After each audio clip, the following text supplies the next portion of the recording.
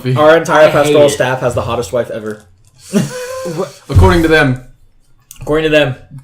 You have to include that, please. According to them. For my peace of mind.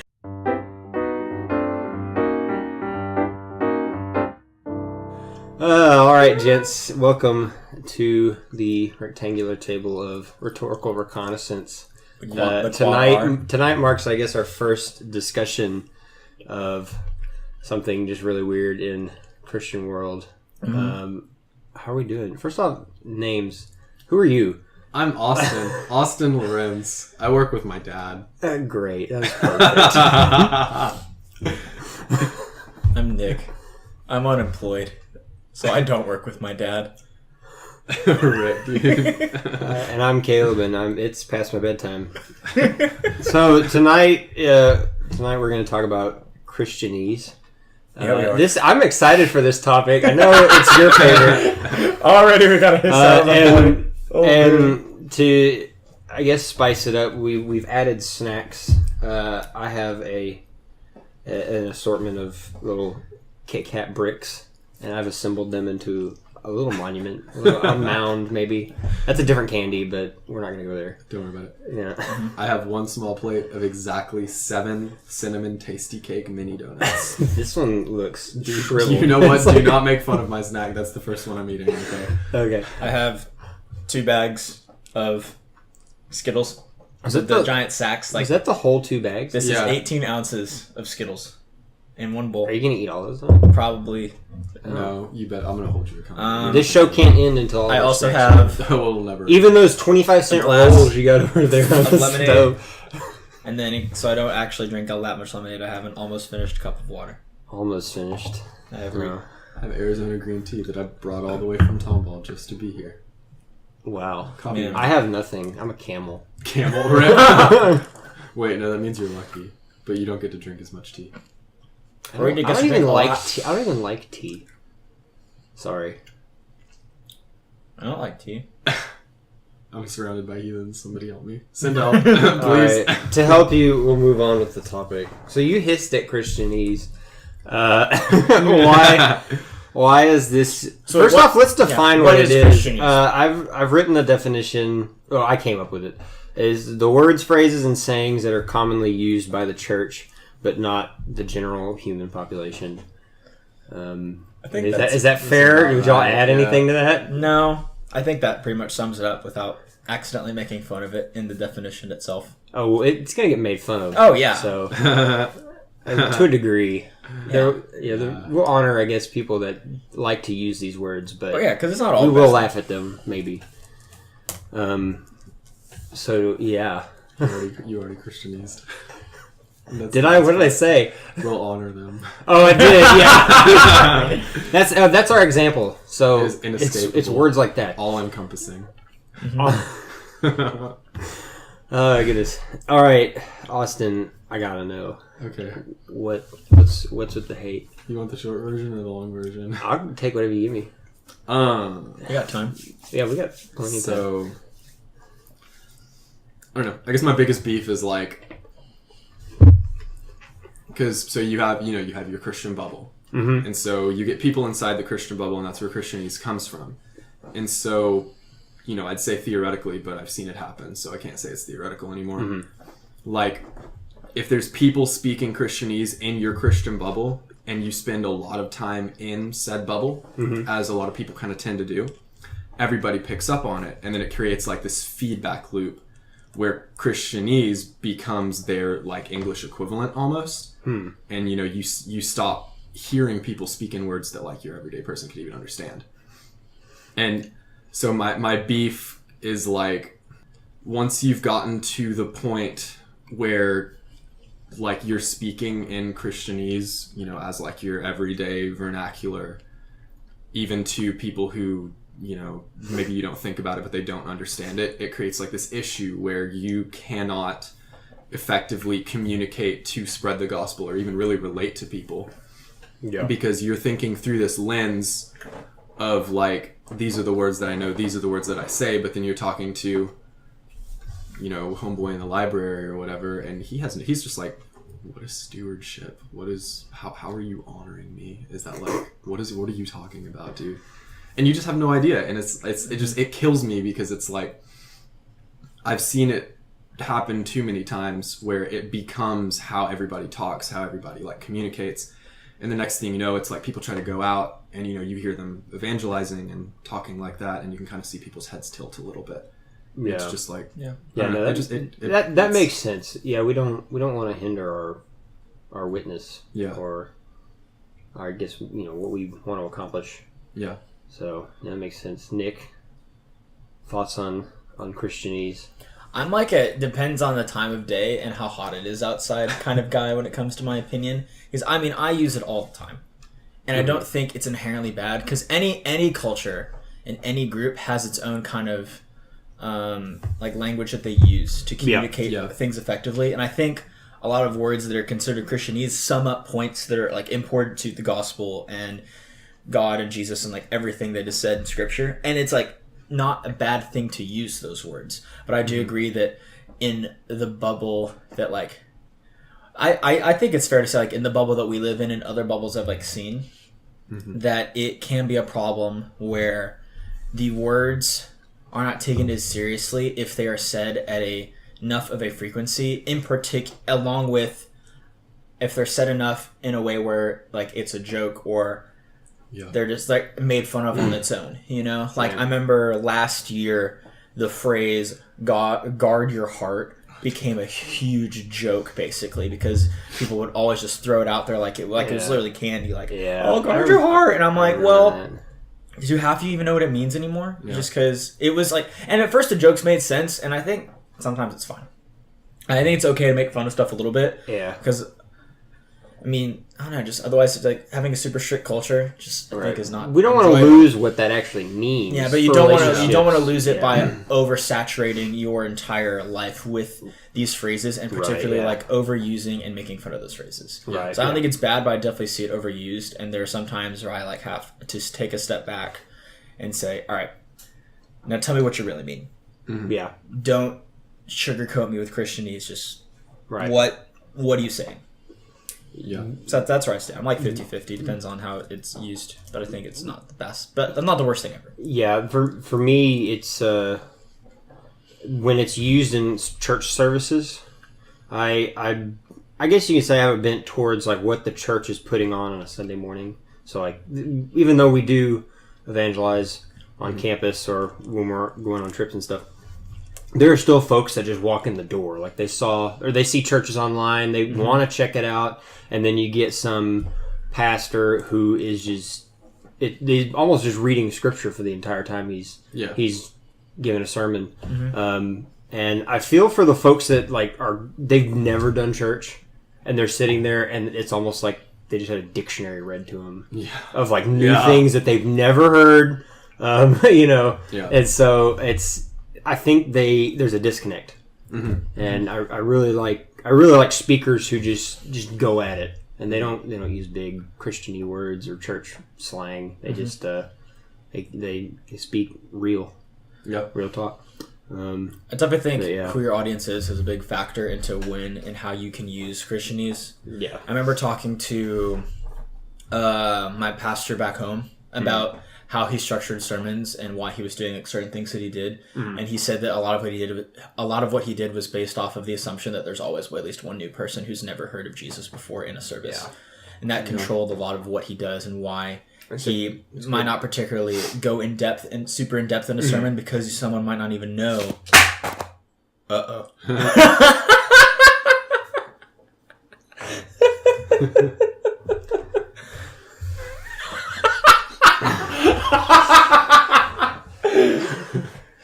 It's budget set. Oh my gosh. We're gonna break the fourth wall a little bit. When your set consists of a legit camera you own, a camera you borrowed, and an iPhone X, and a single microphone. What is that? Is that an iPhone X? That's an iPhone X. It's an iPhone X that is duct taped to a camera stand. What we need to do is get a picture of what this getup looks like, and then include that. where this is. And hey, Nick, this is a great opportunity to just put in. If you want to donate a camera, please. Well, that, but I mean that, or just like a technical difficulty screen. Oh yeah. Double up on the duct tape just to make sure. All right, it's time to eat my cripple donut. I doubled last time. Now I'm gonna triple. Jeez, this is the bad duct tape. So okay, I'm gonna get back to my point in a sec. Okay. I definitely want to take a sec. This is beautiful. Fix this camera. I'm gonna stare right into it as I eat my Kit Kats. All right, folks. We back. You got my good side, Nick. And we back. I haven't heard that song in a while. No. It's a good song. It's a good song. Okay, so Chris, Pastor Chris, operates on the assumption that there's always someone new. So that's why it's like sermon. He won't go super in depth in sermon series, or why he emphasizes small groups and outside groups and discipleship. That's where you go in depth in those things, and that's where you learn Christianese in the first place, or you learn those deep topics and explore things. And you don't want to accidentally exclude people by using vernacular and vocabulary that they don't understand. That's basically what he told me. I will say a positive. It does help me identify who's Christian, who's not. It does. You know, like if we're it's sometimes it feels like it's like you speak the same language. Yeah, on some of our spring break mission trips, like you can tell who our people are just by the way they're walking and talking. Yeah. It's they're easy to spot. So I do like that because I have accidentally evangelized to it was the pastor's wife of the church that we were serving. I was like in between 7th and 8th grade. We were doing street ministry in New Orleans, and we were on Bourbon Street. It's like 8 p.m. There's tons of people walking. Like it's just this flow of people going one direction in town, and we're just in the midst of all that craziness, like kind of at an intersection. And I saw this lady, and I decided, why not? Let's go up to her and share the gospel, see what I can do. And I had never met the pastor's wife. I didn't know the pastor had a wife. I knew nothing. So you didn't even know she was out on the town? No, I had no idea. I thought this was legit. I just went for it. And then like she started saying like, yeah, I go to church. I was like, oh, so where? And like I could not tell at all. And then she's like, she says the name of the church. And I was like, oh.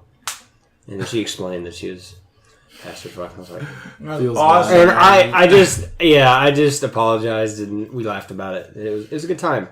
But okay.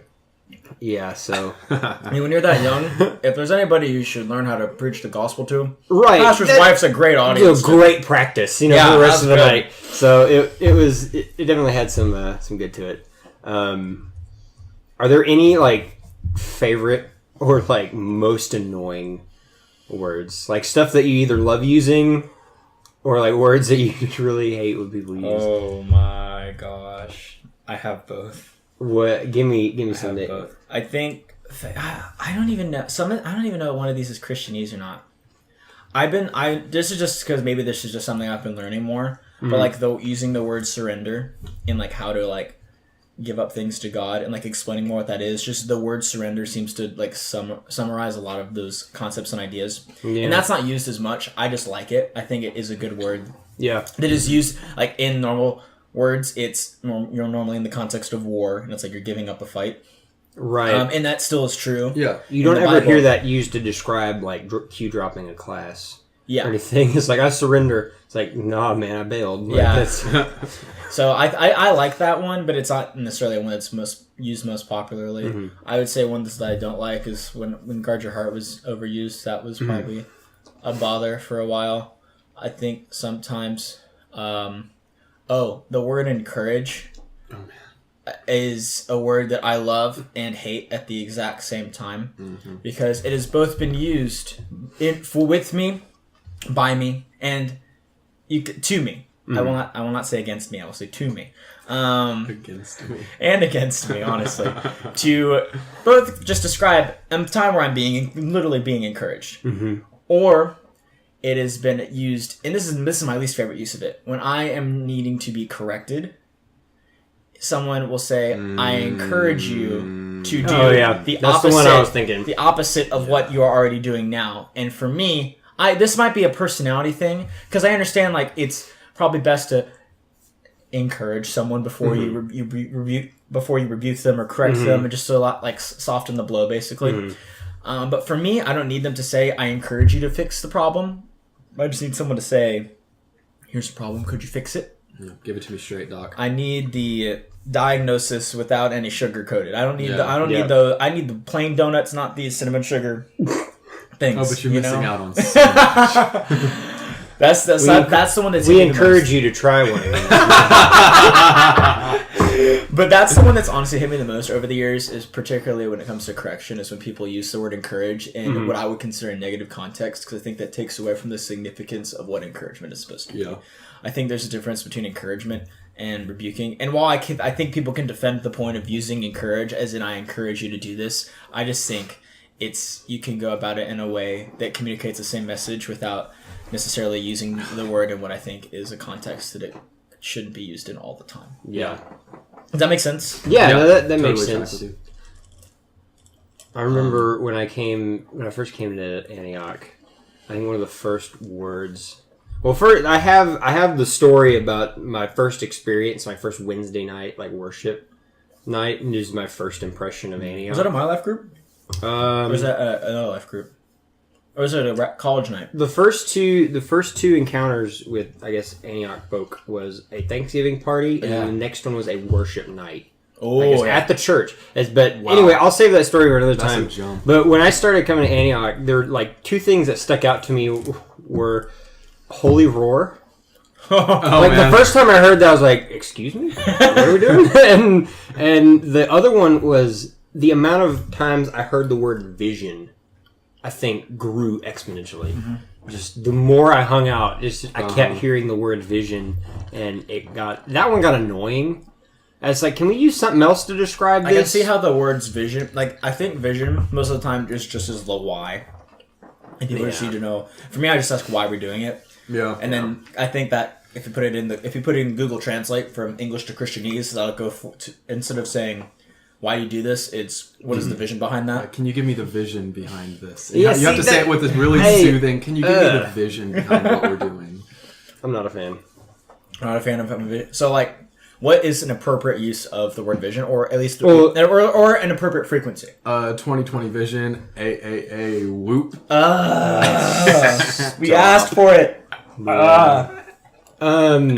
I guess for me, it's like if there's like a big project, or the church really wants to do something big, I'd say having vision for building a new building, or wanting to focus on a specific country for summer missions or something like that. Yeah. Just having some sort of vision or dream of what that looks like, I think, is more appropriate. And that's using the term vision in a more practical sense. Like I actually saw, or I can see what it looks like. That's just how I would use it. Okay. I know it's used in like, I think... Because it's used for like personal stuff. Business. Business. Yeah. I don't know if it's... for big picture ideas and goals and objectives. I don't know what like part of business, if it's like marketing or if it's like... I think it'd be like marketing and stuff like that. Yeah.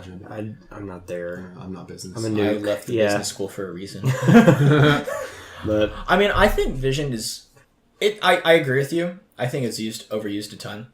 But I don't think I think about the times vision is used in a more personal setting or a I guess a smaller scale if you go to the affecting a wide amount of people versus affecting the individual. But I don't think it going to that narrow of a scale means it's not vision. I just don't think you need to attach the word to it to get the point across. Whereas once again, it's all about the audience. The grand setting of this is the whole church speaking. Christianese could be seen as appropriate, but I also think a lot of the times we could go the slight extra mile of we're going to give vision for this project, which basically means why we're doing it. We're just having a little like, oh, this is what I mean by saying that. I think that's like so important. Just kind of if you're gonna use that language, if you're gonna talk like that, defining what you mean, because something I've noticed is that not only does not everybody like understand it, but some people have different definitions for like the same thing. Like, just like the encourage thing, some people want to encourage you to not do what you're doing, and other people like want to encourage you and like build you up. And like to me, encourage means build you up. And when someone says, I want to encourage you not to do this, it just kind of seems like they're less using the word in its right and using it as like a sugarcoat substitute. Do you think it's them trying to be gentle? Yeah. I mean, I do think it is somebody trying to be gentle, but I think that's kind of like what Nick was saying earlier about, overusing and taking it out of context or whatever. Yeah. I think that's like a big part of why it kind of irks me so much overall, is just because it is so much like spun. That's a less negative way to say it. It's the definition is like spun or, recontextualized or whatever. But you can't really do that with any words, and so people just kind of get away with it. And then there's certain people who just kind of sit there and they're just like, wait, that's not what that means. Like, what are you saying, dude? Mm-hmm. Yeah. Are there any words that you like or think are kind of appropriate, Caleb? Or words that you use? I used it earlier. You said witness too. I was like, there's two. Yeah, there are. That was two. Mm-hmm. I guess that makes sense. When was the last time? Donut boy. When was the last time you saw a salesman try to witness to somebody door to door? Like, I'm going to witness you some vacuum cleaners. Like, I don't think they use that word. I just imagine the milkman back when my mom was a kid. Dude, I would totally accept that witness. They just...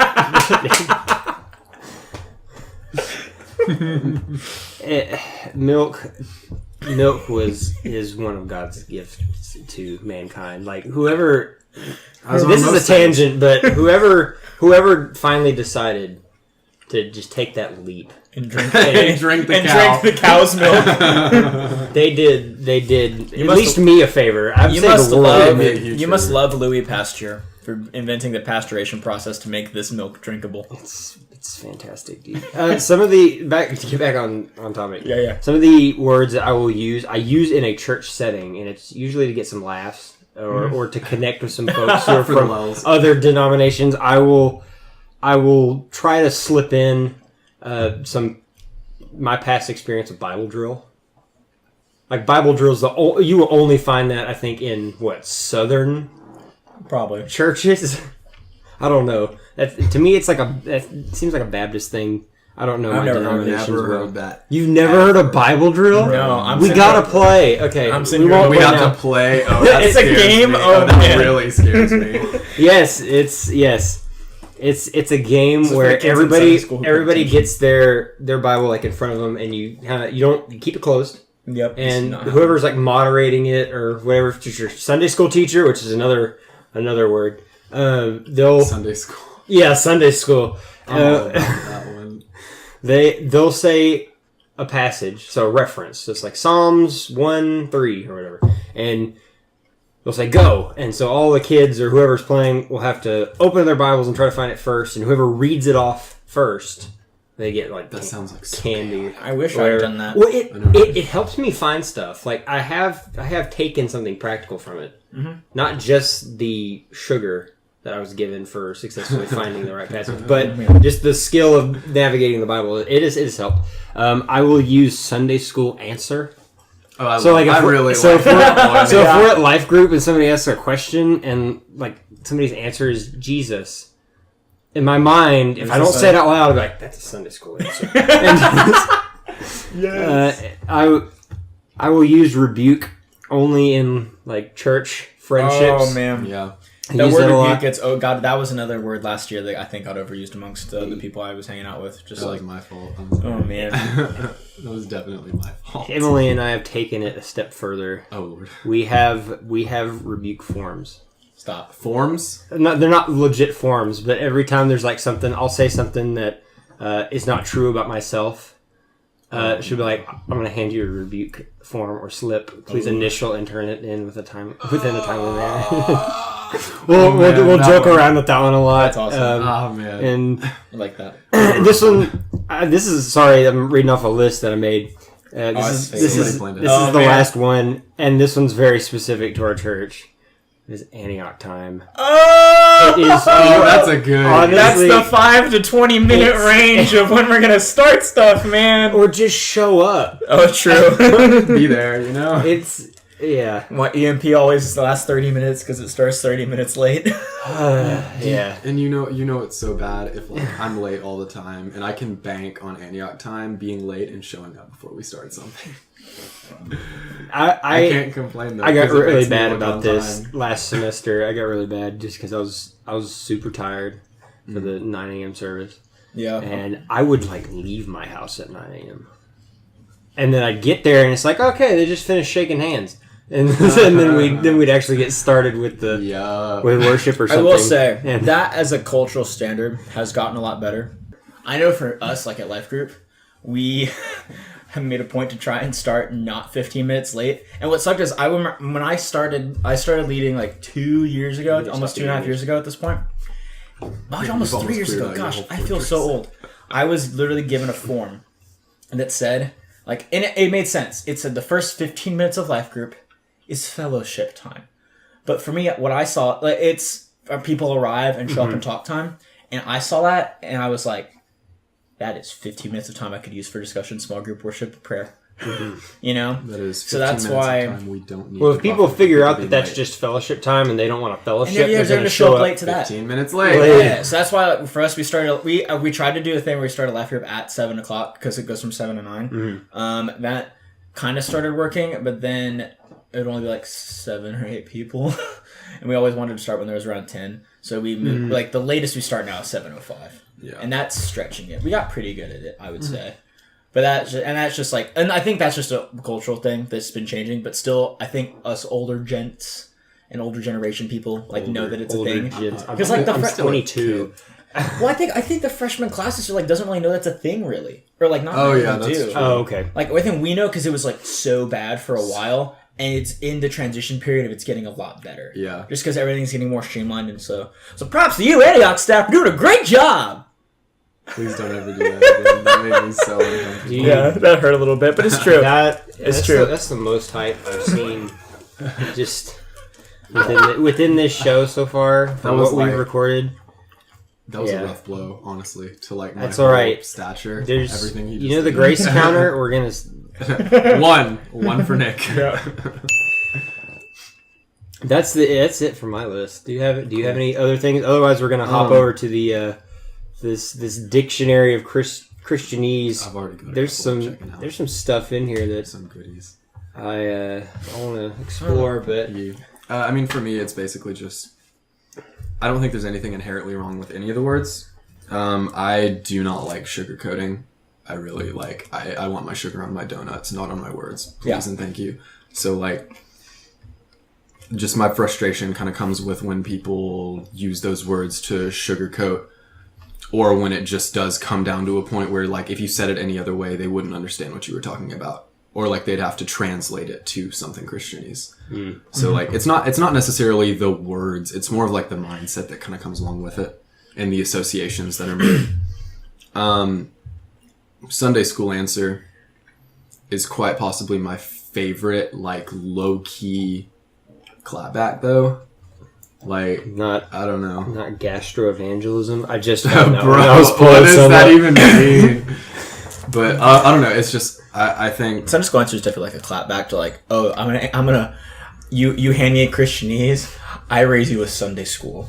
yeah. Like, that's what I see that as. But it's like it's so loving because I don't know. For me anyway, like we had our senior pastor at my church when I was like going through all my formative years. He was like real old and just a jolly old fella. And so, you know, whenever we were going through the junior high classes and everything, he'd be like, well, that's your Sunday school answer. What's your real answer? And he always said it like this big smile on his face. So you knew that he wasn't coming down on you. He just wanted you to dig. Wow. And so like for That's me, cool. I just have this really like kind of warm, fuzzy association where it's like, he's telling you, you know, that was too simple. I expect a better answer from you than just Jesus. So I'm about that. Nice. And then the Antioch time just cracks me up. that one's just funny. I think I'm it's cool just with hilarious. that. I don't even know if that's Christianese so much as it's just like Antioch. That's Antioch. Well, yeah, that's like a whole I nother threw it at the level. end, but it was something I thought would be fun to talk about. Yeah. I don't have any beef with a word in particular. At least I'm sure as we're going through this, I'll find something that I can't stand. Yeah, but we'll let that opinion. Yeah. How about this one? Whiskey-palian. It's like Episcopalian, but I think these. I don't even know what this means. See, typically, my dad and I, we say that Episcopalians are Catholic light. the light version. Oh my god. Yeah. So on this webpage, Dictionary of Christianese, there's a bunch of words.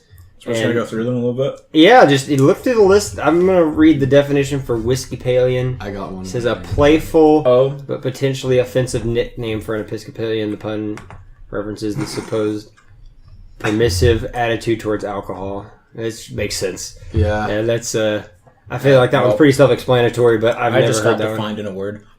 Yeah, dude, I saw what you clicked on. Nick goes third. Oh, sorry. We'll get there. Okay. I got to do mine first because this is just what do you got? Great.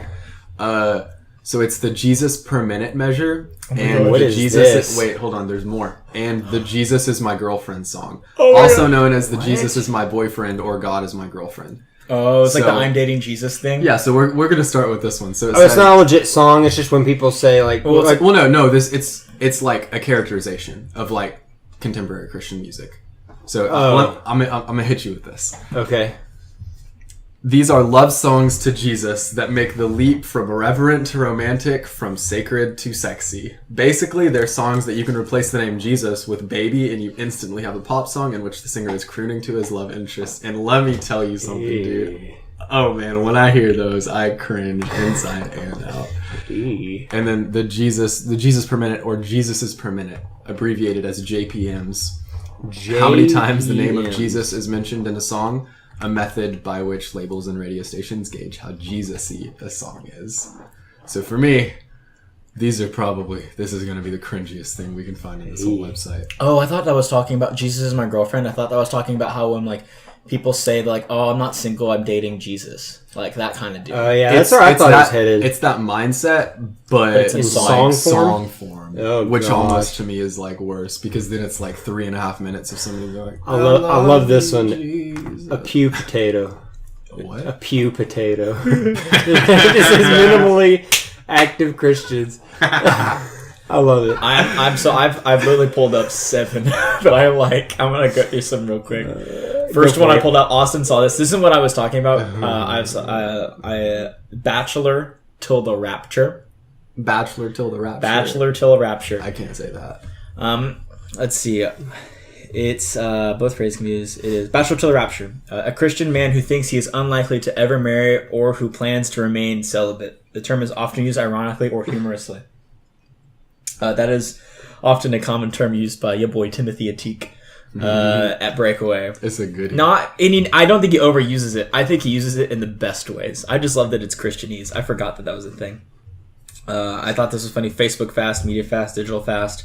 I've been on like 3. Oh yeah, just I go on like 3 of those a general. year. Well, anytime it's fasting and it's referring to something outside of the biblical food and like water fast, I'm like, that's Christian. I think that's Christianese, because like this definition, it says it's under F for Facebook fast, but it's like media fast and digital fast. It's like just fasting from all media. So that's definitely a more modern thing. This one was weird. Evangelifish or evangelibean. Oh, I just pulled that one up. Let's see. Evangeli. There's 2 definitions. There's evangelifish. Evangeli is a derogatory term that is meant to imply that a person or thing being described lacks theological firmness or soundness and has been severely influenced by worldly ideas such as humanism, relativism, and postmodernism. Ooh, that postmodernism hit. Ah, man. Y'all, I want to stop us for a second. Y'all see this little globe that's spinning? It says recent visitors. There is a College Station, Texas tag on that. Bro, we're on the site. Heck yeah. Heck yeah, boy. I found one. It's BHAP. It's a I guess abbreviation for Big Hairy Audacious Prayer. Oh my gosh. I don't know if I like that, but hit and run evangelism, drive-by evangelism, or tract bombing. Oh. This is funny. Not body count evangelism. Oh my gosh. Ugh. Evangelism whose emphasis is obtaining a large number of positive responses. Ooh, yikes, wikes. Drive-by vandalism is a derogatory term for evangelistic encounters that are brief and abrupt and are considered to be ineffective for convincing people to convert to Christianity. I just had a conversation with my mom about that. That literally is... right before I came here. Wow. That is hard. This one was weird. Doubled eggs. What is it? Get it. Guess right now. Bruh, I'm gonna be real with you. I have no idea. It is a euphemism for the food widely known as deviled eggs. The euphemism omits the perceived reference to the devil. Okay, see, I was really hoping that wasn't what it was, and now that it is, I'm just really disappointed that people actually... I don't know if I can say that. That might be a little much. This one, I have heard critique on from some of the folks at my church back home, and that is smoking hot wife. Oh, that is overused so much. It's so true. Uncomfy, dude. So uncomfy. Our entire pastoral staff has the hottest wife ever. According to them. According to them. You have to include that, please. According to them. For my peace of mind. They're all beautiful women. I will say that. But I will not. I mean, I'm going to do that. I'm going to call my wife hot when she's my wife. Just please don't do it in front of your whole congregation. I'll do it once. And then people whoop at it, and I'm just like, bruh, don't encourage. When they're whooping at it, that's gross. Dude, have you ever been there for that? It's like Rachel will go like, my smoking hot wife in the front row, and everybody goes, woo! And I'm just like... Oh, I thought you said whoop, like... No, like there's agreeance in the crowd. No, I was like, I mean, there's like agreeance in support. Not like agreeance in, yeah, she's a babe. Because that would just be that'd be too much. Is this a Gideon reference? Put out a fleece. To invoke God's help in making a decision by calling for God to show a designated sign. Yeah, that's a Gideon reference. Life verse. Cool. Wait, I got one pulled up while you're pulling that one up. Alka-Seltzer Christian. A churchgoer who attends church on Sunday mornings, showing zeal and emotion during the service, but who has nothing to do with church all week until the next Sunday. The short is, plop, plop, fizz, fizz. Alka-Seltzer Christians are all fun and games until they disappear without a trace. Oh my god. That's very good. I like that one. I like this website because it is making things Christianese that I wouldn't have remembered that are Christianese. The gift of singleness. Popular phrase. This one I'd never seen before. Pew potato. We just said that one. Yeah, he just said it. No, you're good. I am reading other things. Oh my gosh, I found my favorite one. It's midnight, so there's a lot of... Yeah. I'll use one I saw earlier. Grace counter. Extra grace needed or something like that. That means you've got two. I've got two so far today. Yeah, my tally's not great. Let's see. Fire insurance. Hold on, I'm going to read this. That's a southern one. I got another fire insurance. That's just you're saved, right? It's faith in Jesus Christ, especially a faith that is primarily motivated by a desire to avoid eternal condemnation in hell. Yeah. Yep. Wow. Yikes. That screams. Oh, that screams like the people outside of Passion yelling at us. Oh my gosh. Oh my gosh. I don't want to think about that. Yeah. Oh man. Okay, this is a really good. This one's just for the lulz. This one I actually find hilarious, even though it's so out of context. A Proverbs 31. I just saw it. I just saw that. I'm just going to read this one thing. Okay. On Facebook recently, some friends were sharing this YouTube video, link not included, about a guy who's trying to start a trend of guys declaring, I'd rather have a Proverbs 31 woman than a Victoria's Secret model. Powerful stuff. I'm just going to leave it at that. I just think that one just cracks me up. Yeah, I'm not going to add... My favorite rebuttal is when the women actually hear it and they're like, that one's for you, bub, not for me. That's my recent comeback. What is purpling? Oh, bro, I'm going to tell you what purpling is. Making purple. Dude, I can explain that. I don't even need to read it. What is it? Purpling, so the boy color is baby blue and the girl color is light pink. So when you mix those colors, you get some semblance of purple. And so obviously what purple is when you're mixing blue and pink. And all that could possibly imply. That means we've desegregated the youth group and we've allowed the genders to mix. No, it means if you have because then there's plenty of color to keep things interesting. But if it's one boy and one girl, purple.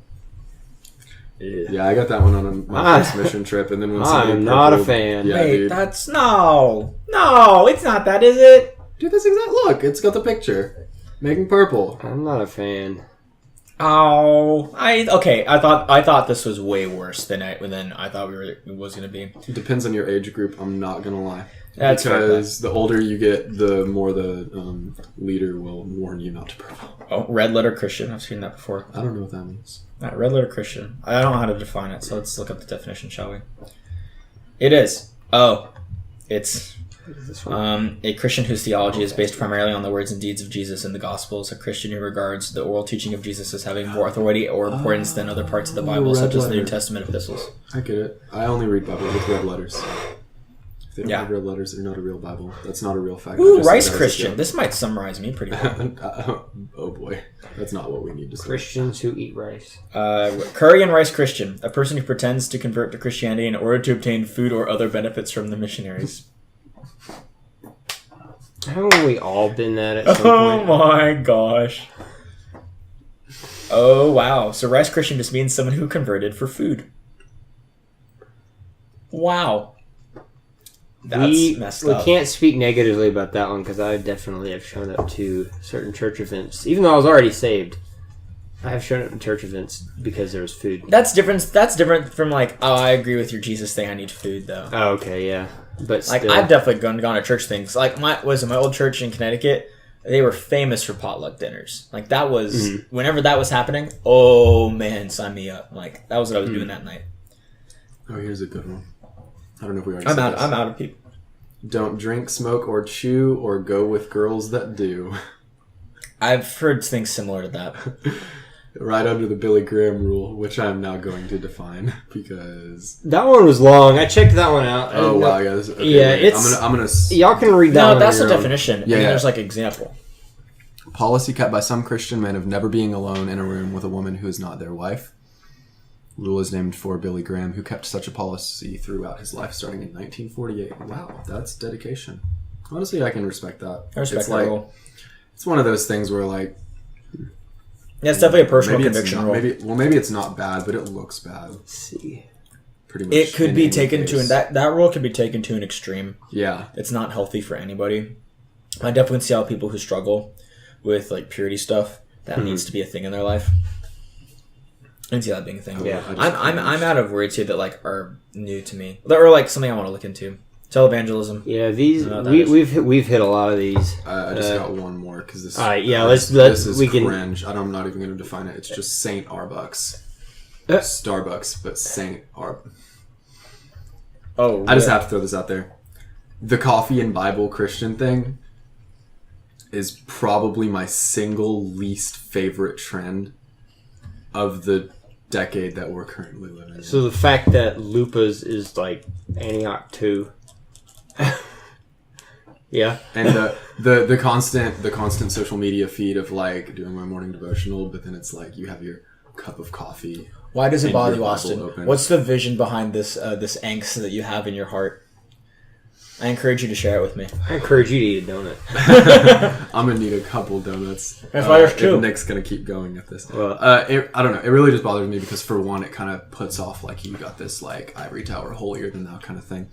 The other thing is just, it's like, dude, it's coffee. Like business people drink coffee. My mom and dad drink coffee every day. They don't like post Facebook pictures of their morning devotion. I think that's a generational thing, though.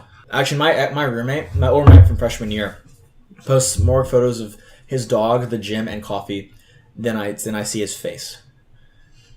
It's a thing. It's a cultural thing. Yeah. But as a... It's definitely it's definitely stereotypically like secularly. It's like stereotypically like white girls and sorority girls, and then on our little bubble, it's like the Christian St. Arbucks thing.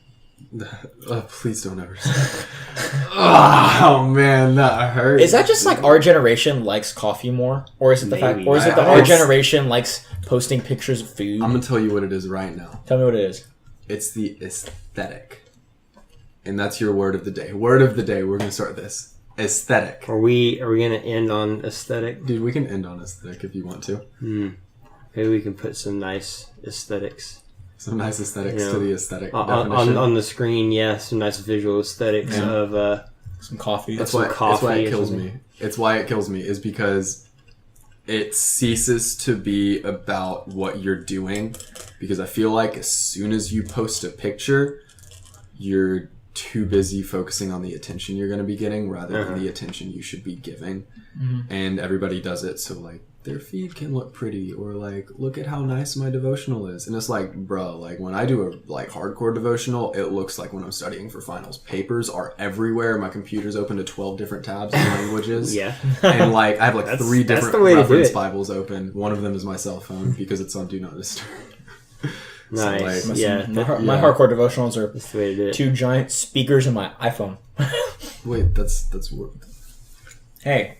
Oh, you're talking like devotional, like the I'm talking like a devotional. like sitting down reading the Bible. devotional. Oh, most people don't like. Not a quiet time. Oh, okay. I was going to say. Let's say I see more quiet time photos than I do devotional. Stab photos. me with that one, dude. Quiet time. Oh, quiet time is Christianese. Okay, you know what? I do have to. I think the quiet time and time with Jesus, and the context it is generally used in, is probably my least favorite one. I've gotten off that train a little bit Of in the disliking a it? little. Well, no. Of using quiet time or using time with Jesus, and even so much as like having this like, okay, I'm going to do it at this hour on this day every day, you know, just and having this nice set plan. It's I've noticed where I'm at right now in my walk, trying to have a quiet time or a devotional like that, where it's just this blocked schedule thing. It's wearing me out. Yeah. And so like I've transitioned to this like more active walk. Like last semester, I found the best. I want to give the Lord my best time, like when I'm reading His Word, and I found the best time was just like 1 hour in between some classes. Yeah, and I could also eat lunch, so like I'm getting fed both ways, which is almost Christianese as well. It's true. So, No, I guess very briefly, I was talking to our good friend Alex Gary about this, and he posted something on his Instagram, which was the first time he's done that in literally decades, because you know Instagram's a decade old, because it's not. And he was talking about how, in terms of like the grind that can be quiet times and stuff, he said, because he firmly believes in the doing it in the morning thing, and I agree with that. I think doing it in the morning sets you up like really well for your day, and like I think it's important. Like for me, that's practically like putting Him first in your day. Sets you up to sets me up to put Him first in everything. He basically sent this out, this little blurb, and I talked to him more about it. Of what if the purpose of your quiet time or your time with Jesus is like, it is to like talk with God, converse with Him, and pray with Him. But what if the point of it was just to put Him on your mind in the first place, so that throughout the rest of your day you can be with Him? Because in Austin, you and I have talked about this idea of it's important to read the Word, study it, put it in your head. But I think it's more important to just recognize how present God is outside of that time as well. Yeah. And how present He is in every part of your day, and how you don't need this specific, like, I don't need to sit at this table for right now and read my Bible to encounter God. I can encounter Him on my drive, randomly thinking about Him, or randomly just having a quick 10-second prayer. I encounter Him walking through campus, going to class. I encounter Him about to being like on my bed, about to pass out. In the middle of a Kanye West album. It can be anywhere. It can be anything, you know? But it's like, so like the point of that in the morning quiet time stuff is just to put Him on your mind, so that the rest of your day can be influenced by the Lord's presence being like starting. And it doesn't need to, like, you can start off the day just reading a verse, and you might not have felt like you connected with God. Yeah. But He's on your mind now. And I mean, Psalm 1 says like, blessed is the man who like meditates on God's word. You know? Yeah. Like that, I think that's more important than having that designated time. I think there are people who just need the schedule. I get that. I don't. I do it, but when I wake up it's a different story. I've had some very real prayers. Like in the morning, I'll usually pray in my car on my way to school. Oh yeah. And if I have early classes, I usually get in the car, and it doesn't even start with, you know, it's like, oh dear Lord, more, you know, I guess you could say it's Christianese when you start the way you start a prayer. I usually start with like, sup. I'm tired. Like, you just go into like where I'm at the moment. Yeah. And then just be like super real. And then before I get out of the car, that's usually when I'm just like, okay, I just laid it all there. I need your help. That reminds Let's go do it. That reminds me of the King's Kaleidoscope song, "A Prayer." It's just laying it all on the table. Dude. Do you know what that song is, Caleb? It's a King's Kaleidoscope song. The That's most controversial Christian song ever. Really? I would say so. Because I'm gonna go check this out after this. It includes the F word. It's an explicit song because correct me if I'm wrong. Because you're the one You talking want about to just this. hit it out? Yeah, you just hit it out. So you're the expert. The lead singer of King's Kaleidoscope, who also writes the vast majority of their music, suffers from severe depression and anxiety of pretty much every form. And so what he did is he writes in his diary, or I guess his journal, whatever you want to call it. And that's kind of how he copes, is he lays it all out, and that's him submitting it to God. He's putting it on paper, and it also kind of helps him deal with it because it's out of his head and onto something tangible. There it goes again. Yeah, I'm just gonna keep it there. Yep, where it belongs. So basically how the story goes is that's what he wrote, because he's like, when you're in that moment, when you're in that chaos that is like anxiety, you know, when you're trapped in that, you feel it's vicious, it's violent, and it's like, he didn't want to detract from the rawness of the emotion for the sake of people pleasing. Because, and this is kind of what I wanted to talk about, but I'm not going to spend. Well, we can definitely do that on another discussion. Because I do want to talk about just pushing the limits of stuff like that. Yeah. Or maybe even talking about, are real believers, can they not just deal with depression for maybe a season, but live with it for a long time. Yeah, that's another one. Season irks me. We've hit a lot, but let's save that for another conversation. Yeah. Just got it out there. But yeah, that song, it's so great. We covered a lot, gentlemen. Yeah, it was a good talk, good chat. Thanks Yeah, for coming. good talk. Good chat, lads. It's 12 a.m. according to my computer. Yep. If y'all want to end this with something that's kind of weird that my dad and I do. What's that? We've been doing this since I was a kid. I'm excited about it. He would say, he'd come into my room and he'd say goodnight, Caleb. And the proper response is, good night, Caleb. Good night, Caleb. So, say goodnight, Nick. Good night, Nick. Say goodnight, Austin. Good night, Austin. Say good night, Caleb. Good night, Caleb.